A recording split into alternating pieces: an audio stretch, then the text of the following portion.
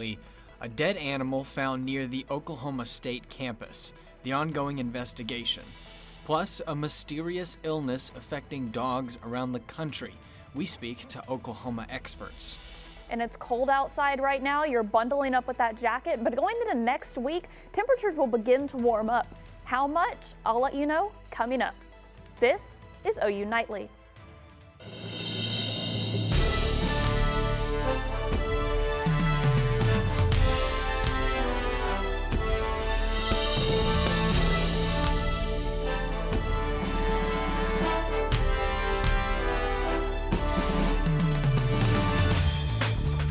Thanks for watching OU Nightly. I'm Victoria Anderson.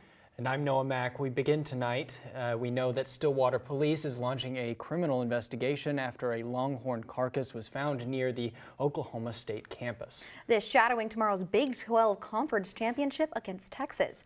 OU Nightly's Kaylee Fan joins us live now with the reaction up north. Kaylee. A warning for viewers. The image we are about to show may be graphic. In an official statement, the OSU Farmhouse Fraternity says their chapter found the Longhorns' body on their property this morning. They say none of their members were involved in the incident. And OSU's president calling this a deeply disturbing act of animal cruelty and that it does not represent the university's values. The university says their Office of Student Support and Conduct is also investigating. If anyone has any information, you are asked to call the Stillwater Police Department tip line. Victoria, Noah, back to you. Thank you, Kaylee. The Israel-Hamas war reignites after the week-long truce comes to an end. Spencer Tabb has that and the rest of today's national and international headlines from the News Center. Just minutes after the truce concluded today, Israel resumed combat operations in Gaza, firing airstrikes which hit houses and buildings. Gaza's Hamas-led health ministry says 178 people were killed so far.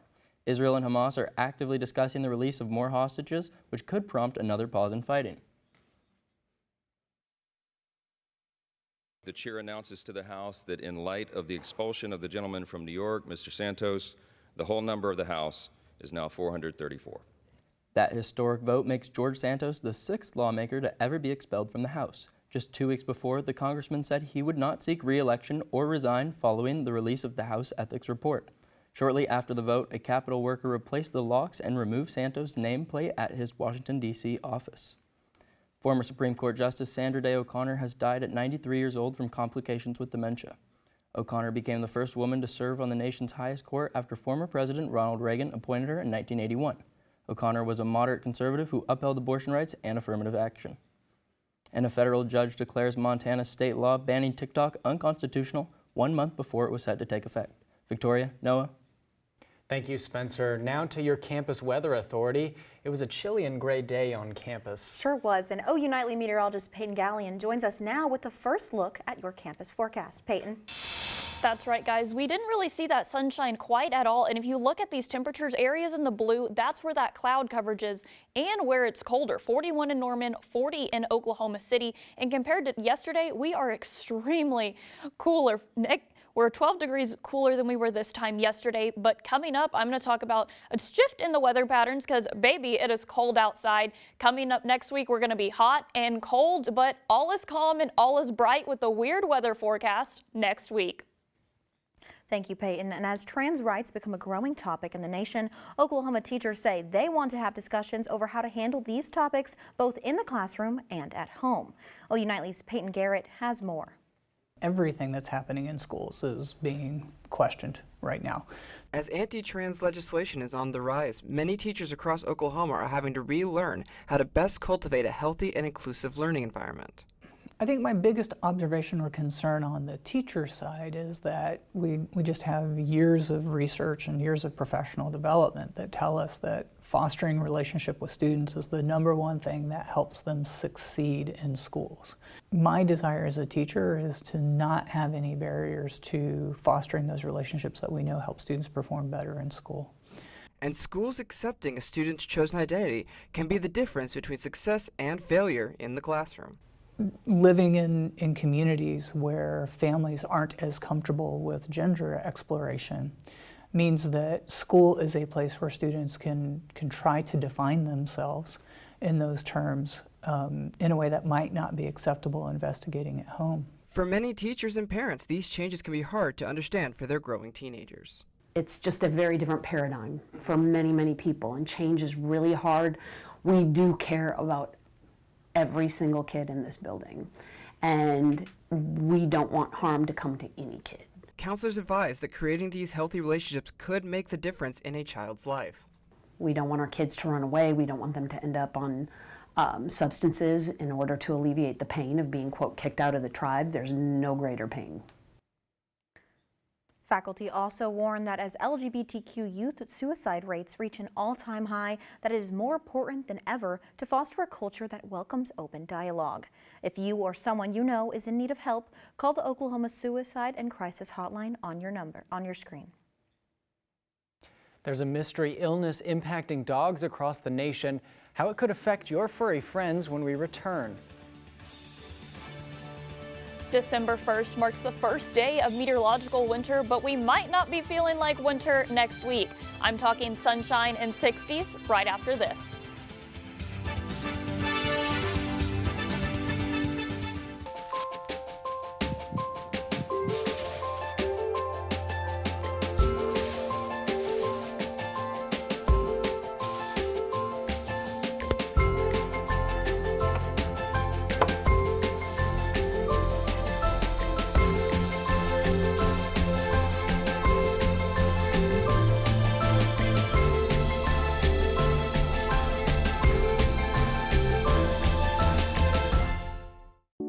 When it comes to making plans, you are the best.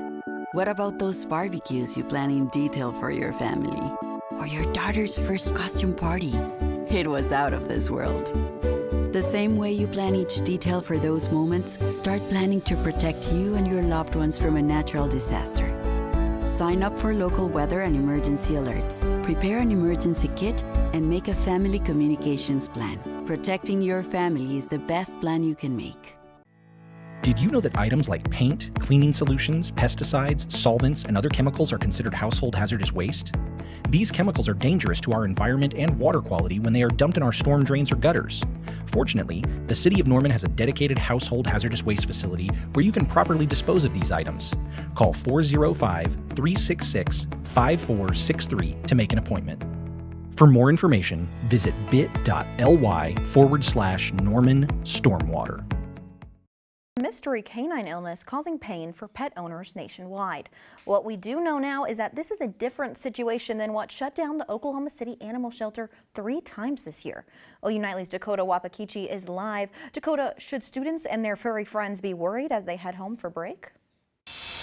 Yeah, holiday travel is coming up, and many dogs like Luna will be joining their owners like OU meteorologist Lauren Brand over the break. And however, this dog illness can impact their health, and veterinarians are saying that you should be cautious. 'Tis the season to travel, and many folks bringing their dogs with them. And just like people fear the flu or COVID spreading, this dog virus is making its way across the country, already seen in 14 states. Places we were kind of staying home, and people probably weren't vaccinating their pets like they were supposed to. Breeds like French bulldogs and others who genetically have flatter faces can have more problems if they get sick. The Oklahoma Humane Society says it's building a new clinic where the long-term goal is to provide more surgeries and vaccinations. They say that's the key, making vaccines like Bordetella as common as ones like rabies. You just got to think about it. You just got to, is this something that is smart? You know, should my dog be going to the dog park if it's not fully vaccinated? Should my dog be socializing with other dogs if it maybe has that flat face? USA Today reports that 14 states, including some where sooner students are from, like California and Colorado, have cases of this mystery illness. However, it may not be as serious as some are making it out to be. We may just be seeing dogs getting sick from a respiratory virus that is maybe a known respiratory virus origin, not swabbing them fast enough to get that. It's those really sick ones that are going from maybe a virus to a bacterial pneumonia type situation that are getting hospitalized and that are getting kind of people scared. And that's not every case. Yeah, dog parks also aren't the only place that you should steer clear to if you're worried. Dog groomers are one of those. If the dog groomer has other dogs in that facility and Even some doggy daycare seeing if they require their dogs to be fully vaxxed. In Norman, Dakota Wapakichi, OU Nightly. Thank you for that, Dakota. Now let's head over to meteorologist Peyton Gallion for a look at those dead week temperatures. Peyton, what can students expect when heading out to the library this week? Well, we saw Dakota outside. It is very dreary, and looking at the South Oval, it is still that case. And just like dog illnesses, it's almost flu season. 41 degrees, your immune system is having to get acclimated to these cooler temperatures. But I want to point you to the feels like temperatures. We're feeling like we're barely above freezing in the 30s. So across the rest of the state as well, we're still in the 40s, and those feels like temperatures are relatively colder because of the cloud cover, because of the winds, and a matter of other elements.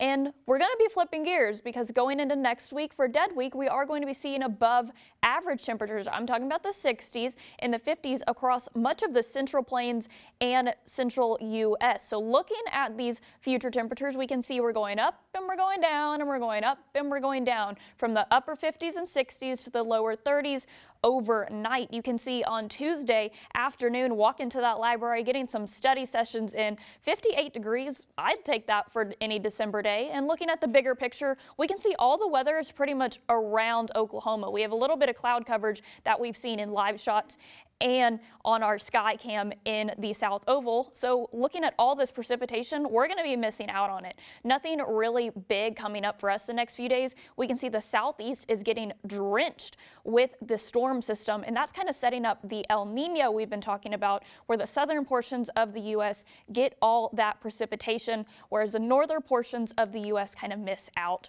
on that. So tonight, 35 degrees going outside in Oklahoma City and Norman. Going into tomorrow, those clouds are still going to hang around. Eastern Oklahoma might get some light showers, nothing to cancel your plans or anything like that. Staying clear here in the metro. Once again, those clouds come back in your forecast, and going out through the next few days, we're going to be warming up. 57, 61, 54, 62, and look at that, 64 on Wednesday. Once again, a very sunny start. And guys, December 1st is the first day of meteorological winter. How are we celebrating? I'm excited. These temperatures are definitely getting me in the spirit, and as you can tell, I've got my green tie.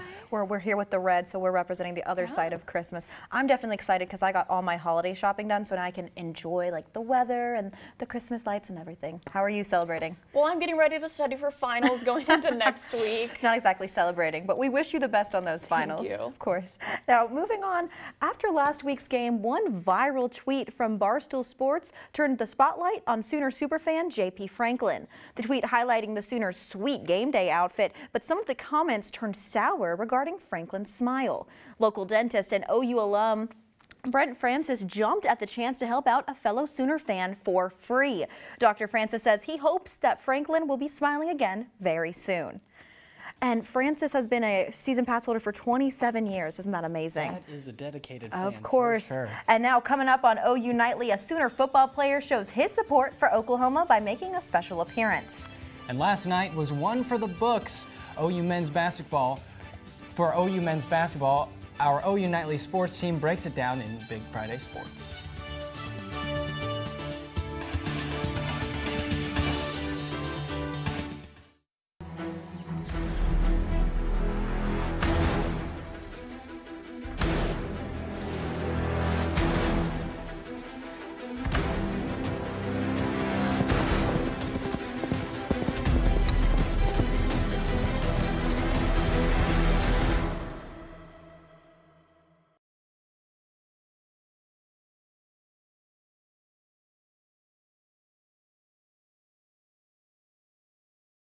It all can get so out of control. Sometimes you can lose your faith, you can lose your mind, lose your grip, get stripped of your pride till you don't know how you're gonna stay alive.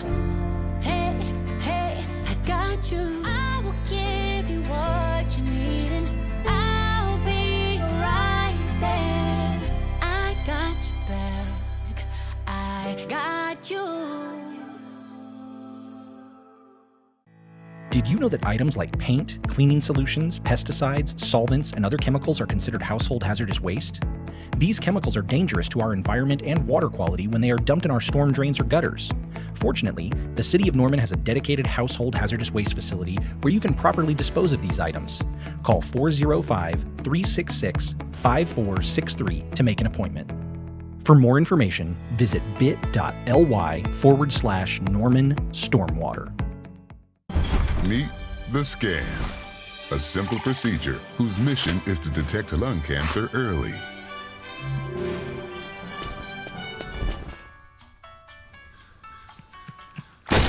I'm here to save you! But I feel fine. That's great, but you may still be at high risk for lung cancer. Oh man, that's a new fence. If you smoke, early detection could save your life. Learn more at savedbythescan.org.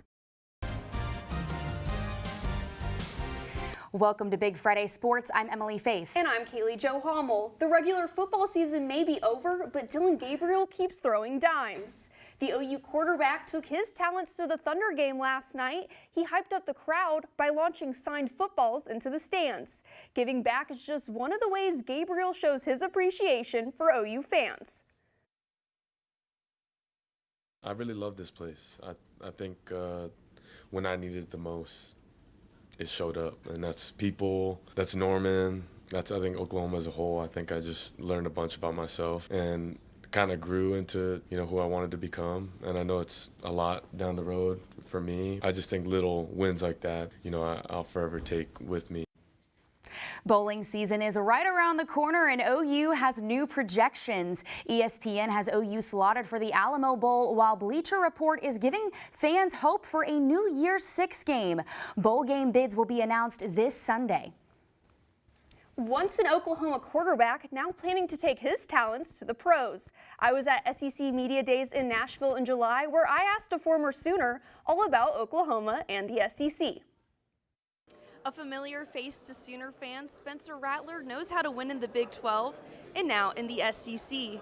This past season, he led the Gamecocks to an 8-5 record after throwing for 18 touchdowns. The biggest difference between the two conferences for him? Competing against the best of the best every weekend. I mean, football is football at the end of the day, but this conference is definitely the physicality. You could tell the difference. You're playing the best players every single week. Like I said, this is the closest thing to the NFL, and this is why I wanted to come here to compete with the best and improve myself as a player, and just, it's been great. The quarterback's journey to the SEC looked a little different than Oklahoma's. Obviously, I knew Coach Beamer for some years now. He was with me at OU. I knew he was a great coach, great person. So that was number one. Another one was I wanted to play against the best competition, like I said, and prepare myself, obviously. And then I just wanted to I also transferred here with Austin Stogner, who was my teammate. That made it easier, and he ended up going back to OU. But yeah, like I said, I just wanted to be playing against the best and be with the best coaches. That's it. Rattler even gave his own advice to OU quarterbacks as they move into the SEC. Just be ready to play some of the best defenses every single week, prepare at a high level, and enjoy it. Oklahoma joins South Carolina in the SEC starting in 2024.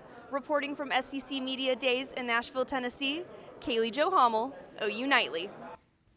Well, it was a long night for the Dallas Cowboys on Thursday against the Seattle Seahawks. Former OU wide receiver CeeDee Lamb caught a 15-yard touchdown pass to put the Cowboys up in the first quarter. It was back and forth until the Cowboys found a stop on defense to win the game 41-35. And the College Football Conference Championships start tonight with the highly anticipated Pac-12 rematch between Oregon and Washington. Tomorrow, Alabama and Georgia duke it out in the SEC, while Texas and Oklahoma meet for an orange-washed Big 12 championship. And the future of football competes in the Oklahoma High School State Championships this weekend. Muskogee takes the 6A Division II title after sneaking past Stillwater today, 28-26. Jinx looks for revenge in the regular season tonight at 7 versus Bixby. Speaking of high school football, it's time for Ballin' with Brig. Our own Brig Bates has the details on last night's 4A High School Football State Championship. Brig?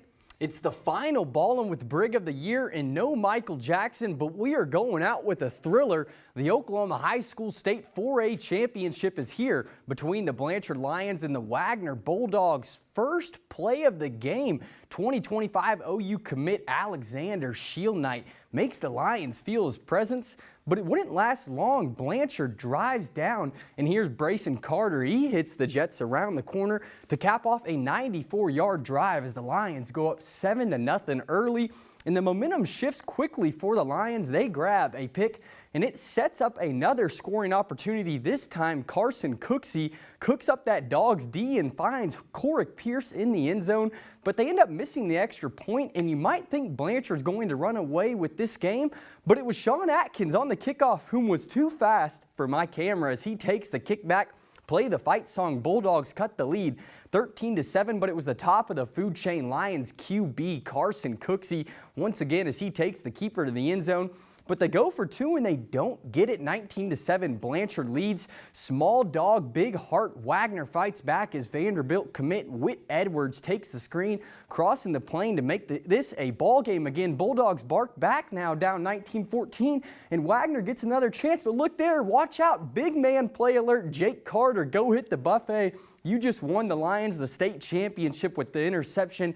Blanchard is your 4A Oklahoma High School state champions as they defeat the Wagner Bulldogs 19-14.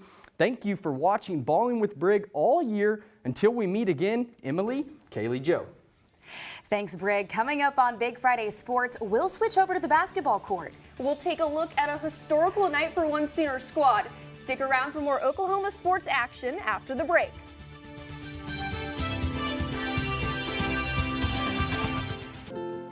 To Sofia and Gabriel. Even though these old knees can't follow on your adventure to the forest today, these flowers represent my love. These stitches and threads join us together. And wherever you see a flower, a bird, a beautiful tree, know that my love is with you. Make the forest part of your story at a park near you. Find one at discovertheforest.org. Did you know that trash, like plastic bottles and fast food wrappers, can carry germs and bacteria? When these items are tossed in the street, they eventually find their way to a river or lake and have a negative impact on aquatic life. Keep our waters clean by putting your trash in the bin. For more information, visit bit.ly/Norman Stormwater.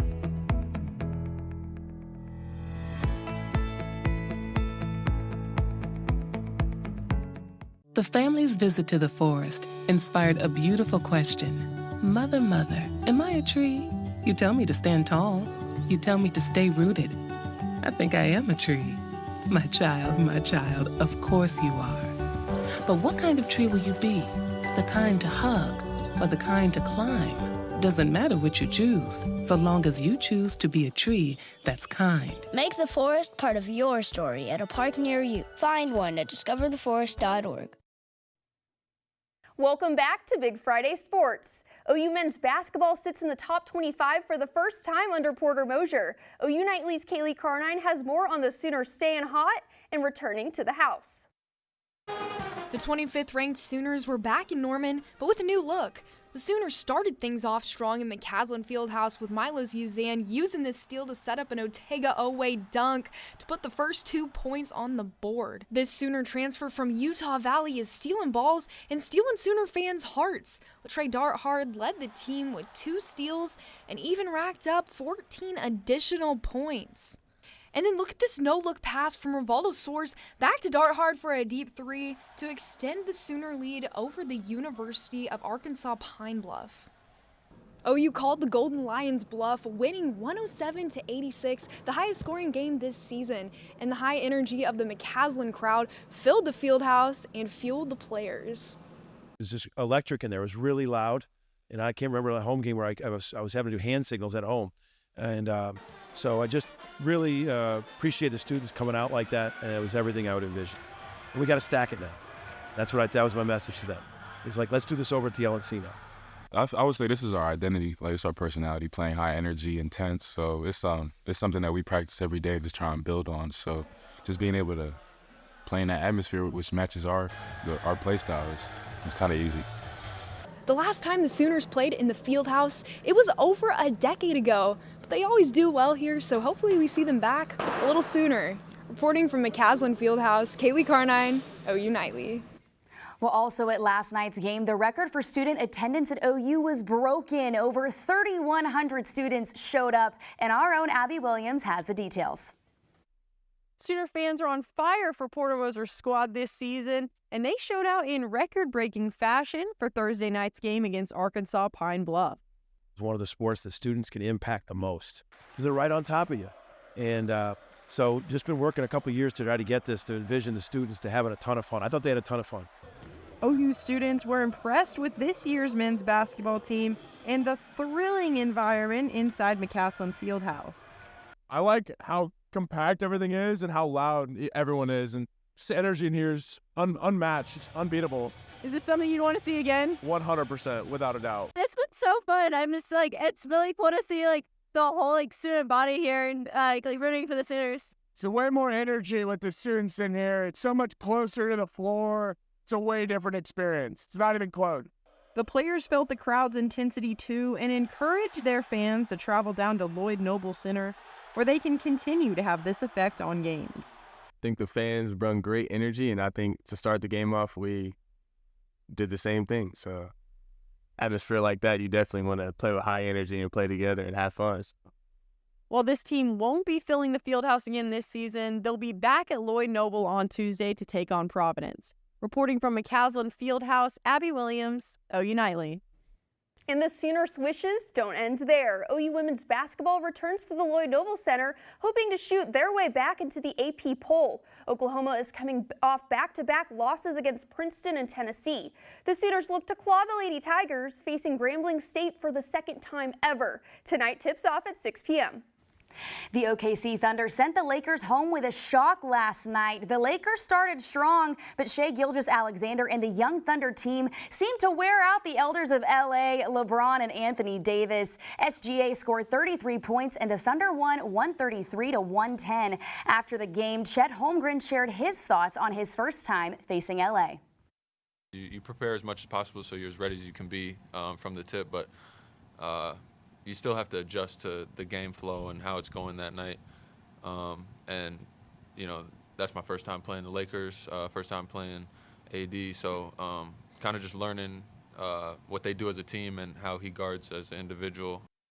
Sticking with the pros, former Sooner Trae Young made Norman proud as the Hawks flew past the Spurs last night by only a basket. Young took charge defensively and offensively, adding a season-high 45 points in the Hawks' 137-135 win.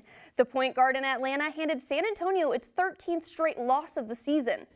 Well, OU Wrestling is on the road this weekend for a pair of ranked duels. The number 18 Sooners will go up against number 3 Missouri tonight at 7 p.m. Then it's a journey up north for a match against number 21 West Virginia on Sunday afternoon.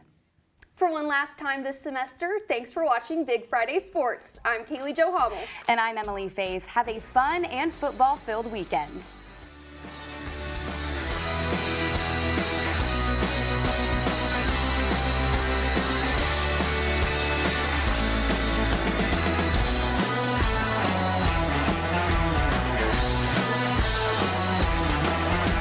Prepared as your family if a tornado shows up at your doorstep, or a flood, or a hurricane.